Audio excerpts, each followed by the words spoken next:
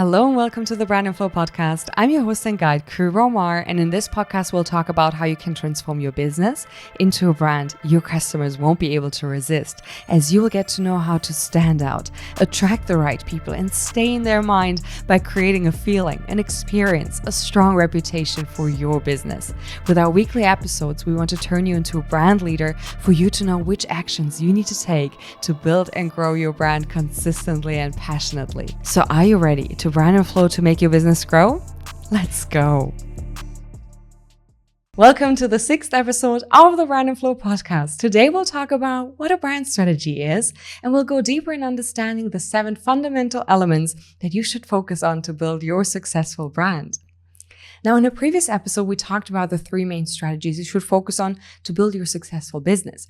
And we realized that your brand strategy is the connector of your business and your marketing strategy.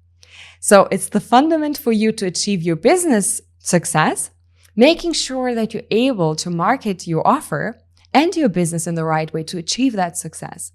So the main reason why we have to focus on our brand strategy is, first, to gain internal clarity, to know who we are and to then be able and express our business out to the world, attracting our dream customers to it. So it's not just about gaining attention to our audiences. It's not just about getting their attention. We need to make sure how to hold it, how to turn them into customers and then into loyal customers and into brand advocates so they stay for long term with us, making sure that we achieve a long-term success with our business. Brand advocates, they love and identify themselves with our business. We need them because they are the backbone of our business. They support our business. They back us up in times where it might be difficult because they identify themselves with our business. They value our business. And only if you're able to turn them into brand advocates, you'll make sure that they have no other competitors in their mind when they're searching for a certain solution or for a certain business, that they only focused on your business and that they stay with you. But in order to do this, you need to make sure that your experience, your brand experience is always positive and you stay in their mind. We want them to remember our business. We want to stay on top of their mind. So if you don't build your brand strategy, if you immediately rush into your marketing, you might really face difficulties in knowing what you need to say, how you need to convert these people into customers, how you're engaging with them, because you didn't focus on who they are. And they're the ones making your business successful. So if you don't focus on your customers and if you just use assumptions, you thinking that this would work and you seeing some trends, that doesn't mean that it will work for your business and you shouldn't do it. It's a risky game you're playing. And that's why you're here, you brand leaders. You have that power to influence your customers, to perceive your business in a certain way, to remember your business, to buy your products and services, but not just that, to stay with your business and be interested in what you have to offer them, what value you will offer them. And if you don't define the plan, the strategy, which at the end of it is a plan, it's a roadmap where you're trying to achieve a certain goal at a certain time and you're taking every action focused on that goal, you might find yourself in a foggy room, not knowing where to go, what to do. And this is really harmful. And I want to say it's a waste of time and money if you don't have a goal that you're working on, if you don't take actions that will lead you to a goal that will help you to build and grow your business. I'm not saying here that you shouldn't do mistakes or that there will be no failures. There is no perfect strategy. There is no perfect plan. There's no perfect road. There might be cracks on a certain road. There might be roads that are closed. So you have that power as well to realize once you need to steer away from a certain road and once you need to adjust your strategy. That's why you are brand leaders. You have that power. You should really get confident in expressing your business and have that passion and express that passion throughout your brand. Now, when I talk about brand and branding, just to highlight, the brand is the perception others have about our business, or what they think, feel, and say about our business. It's the reputation we're building. And branding is every action that we're taking in order for them to perceive us in a certain way. And strong brands are built when a lot of people have the same perceptions and know exactly what you stand for. When I say Nike, you have certain images in your mind. When I say Apple, you again have certain images and feelings in your mind that influence your purchasing decisions, that make sure that you take certain actions in favor or against a brand.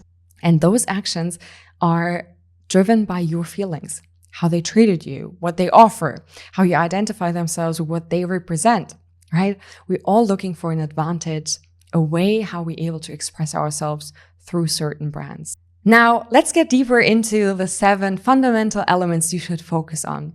And it all starts with your brand DNA.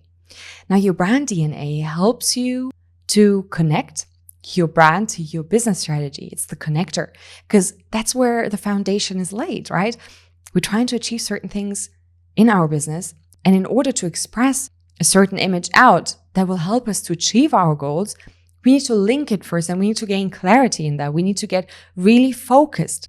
Your brand DNA helps you to focus and get really deep in what you're trying to do, how you're trying to do it, and why you're doing it.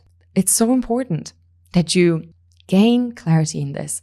Now, a lot of business owners think that they shouldn't focus on their brand DNA, which includes their purpose, vision, mission, and values, because they believe that this is not the way that they will make money. Their customers don't care about their purpose, vision, or whatsoever. Your brand DNA is not meant to be spread externally. It's mainly an internal document that you use to align yourself, to not get lost on the way.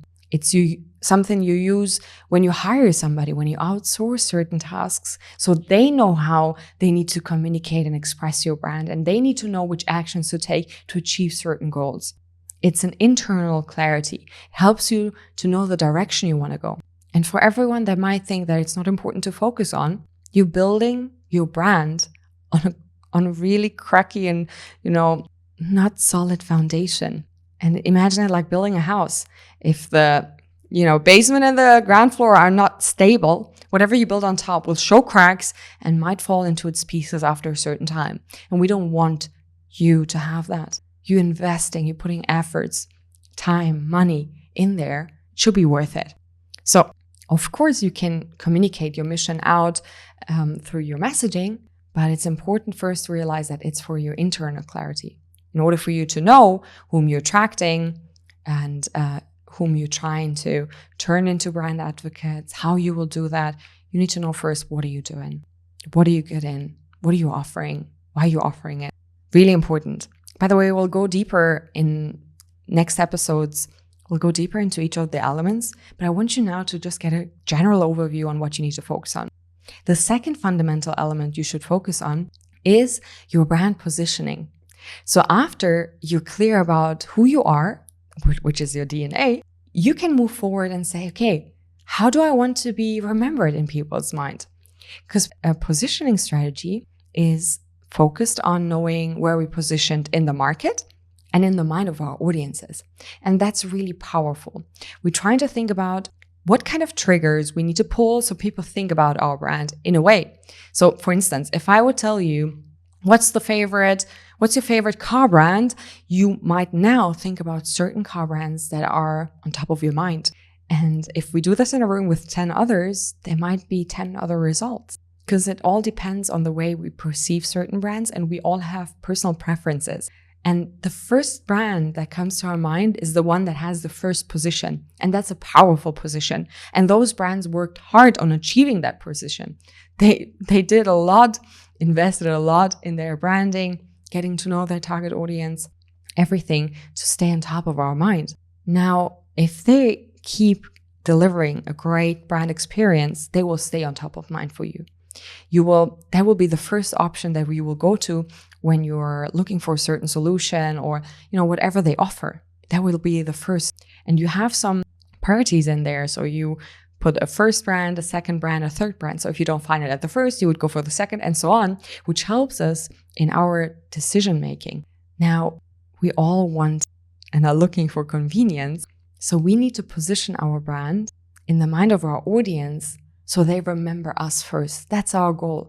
We want to be remembered and we want to stay in their mind and in their hearts. We want them to be happy to get in contact with our business, right? So your positioning is important. And in order for you to know in which minds you want to position yourself, you need to get to know your target audience. You need to go deep into who they are. Who's your dream customer? Whom you're trying to attract to your business that will deliver and help you to achieve the vision that you have. Who's that? Think about it. Get deep into it. Don't just look at, demographics and psychographics. Get deep into understanding their identity patterns. You can go on social media and find out a lot about your dream customers. And then you are able to find out what you need to do to relate to them, to engage with them, and so on. Now, you're not the only one in the market. So part of your positioning is as well finding out who are your competitors and what are they offering. So you have your audience that searches for a certain thing. And then you have your competitors that offer certain solutions in the market. And you need to check, what are your common audiences? What are they missing? What is the gap in there? So you can position yourself in that gap where you are able to give more value to your audience. That's so important. So a lot of people, when they look at their competitors, they're trying to copy whatever worked for them. But that's a wrong approach. Look for whatever didn't work for them. Find out whatever people are missing. Your target audience, when you do a lot of research, you find out their pain points. You find out how they deal with it, what they search for to solve those pain points and everything. This valuable information, you can turn it into something really powerful if you know how to serve it better. Because that's a differentiator. A lot of people, by the way, the third part of your positioning, the differentiator, a lot of people overcomplicate it and overthink it.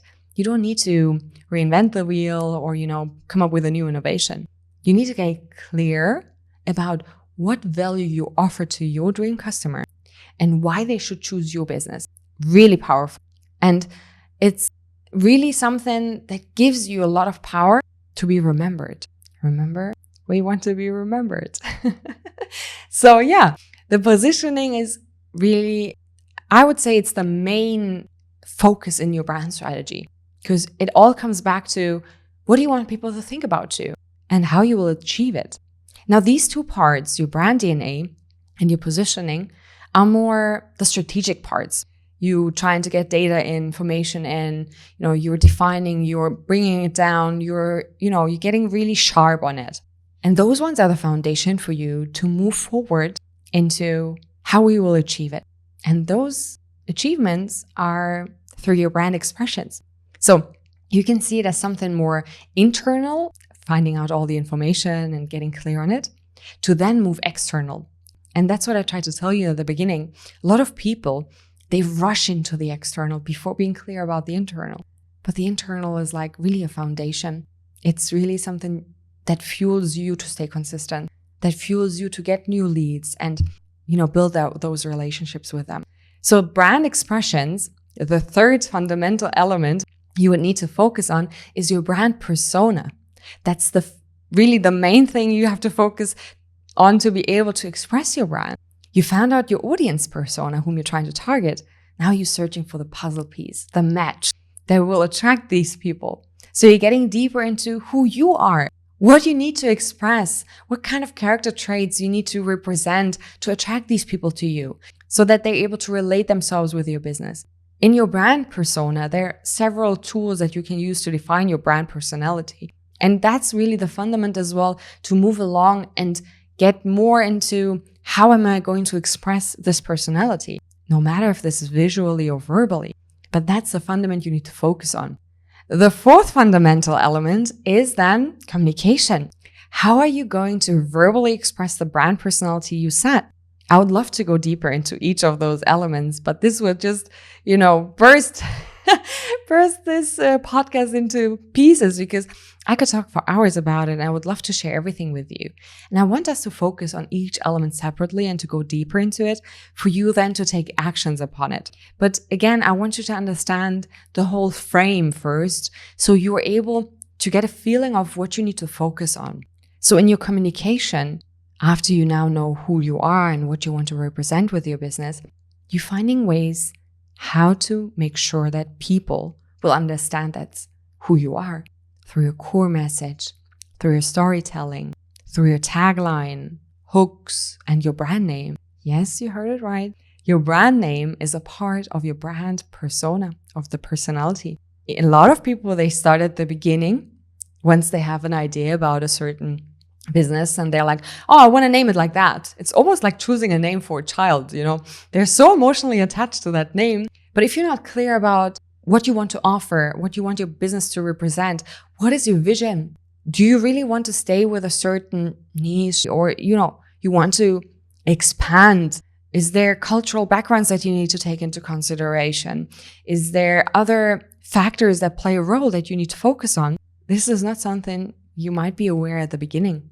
That's why it's so important to gain that clarity, to go into the positioning and know what you want to represent, to then go into the brand name.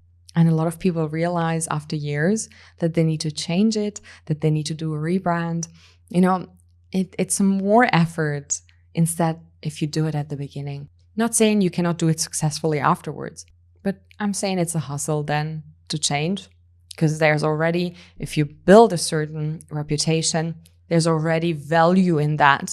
So if you change the brand name, it might hurt you as well. This needs to be something that is well thought through. Now, after you defined how you want to verbally express your brand, you can go into how to visually express your brand, because your verbal expressions will help you to come up with certain words that will help you then to define how will you create this feeling through the way you look. And that's so powerful, because then the design is like the missing piece. The visual design is the missing piece that was missing in your whole puzzle. You put all those pieces together, and this is the missing piece. I want to say that here because I don't focus a lot on visual brand identity, and I do visual brand identities, but I don't want you to see me as somebody doing visual identities, because I really don't believe that this is the way how you sell. Visual brand identities help us to get attention. They help us to differentiate our business. But in order to sell, it needs much more, right? It's not just the way we look. It's the way we create those emotions. We create those connections. We share the value that we're offering in other people's life. Now, in your visual expressions, of course, there's everything included, all the assets that you need according to the business that you own and the ideas that you have and how you're going to achieve your goal. Now, after you're done with that, you have the puzzle. But what's important now is that you go into how to manage it. Because what you did is you realized what you're trying to achieve and how you will achieve it. But currently you might be not there. And that's why the sixth fundamental element you should focus on is a gap analysis. You know now who you want to be. You know now how you want to get there. I mean, you have a picture in your mind, you set up a plan, you might have adjusted your business strategy accordingly to the information you found out in your positioning and all of that. Now it's important to find out, where are you and where do you want to go, which is clear now, right? So you're able to put action steps in what you need to do. Because we talked about, right? It's a plan that helps you to take certain action. But now we just talked about all the things that make us who we are and what we want to use. But now let's put it on the paper, right? Let's do a gap analysis and find out what's really missing. And we found out our target audience and, where we can contact them, where we find them, how we able to get their attention, how we able to build. Let's put it all together, because that's the roadmap, right? And that's the last fundamental element you have to focus on. It's the roadmap. What will you do? What will all your efforts and actions be focused on? And what steps will you build it up to achieve that goal that you set yourself, together with your team or alone? And the roadmap gives you then, it's the fuel now. You know everything, you're clear about everything, and you're taking the action. And this is so powerful for you to stay passionate and consistent in your business, in the way you operate, in the way you express it. And it's the fundament for you to get the results, right? So you can imagine the roadmap, including your marketing strategy as well. You'll talk about what kind of approaches you will take over the time. You'll get deep into it, set up a frame, set up a time, put a certain budget for it. But you see now how the whole picture gets together. We took our business strategy into consideration. We defined our brand. And now we're taking our marketing strategy into consideration. Now I hope that it's more clear for you what you need to focus on to build your successful brand. And for everyone that might now be like, oh God, that sounds like a lot. Listen, it's a plan. You need to put some time into it to build it. If you want it to feel easier, if you want it to feel connected to what you really want to do, if you want to have that power, then it's so worth it and it's needed. It's really not optional, it's needed. And it will help you to fuel your energy, to fuel the money in the right places.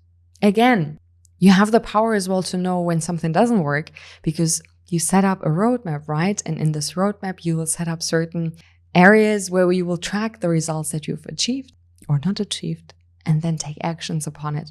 You see, you're not blind in here. You have that power. Just own that power and gain clarity to make sure that all the efforts you're taking will bring you to the success that you're aiming for. So that's it for this episode. We'll go deeper into each of the elements and why they are needed in the future episodes. So if you're interested to get to know more, then tune in for the next episodes of the Brand and Flow podcast. Thank you so much for listening. I hope you enjoyed this episode and it was helpful for you. To provide you more insights and tips, I need your feedback. So please rate or leave a review. Connect with me. And if you know a passionate entrepreneur who would benefit from this episode, share it with them so we can grow together.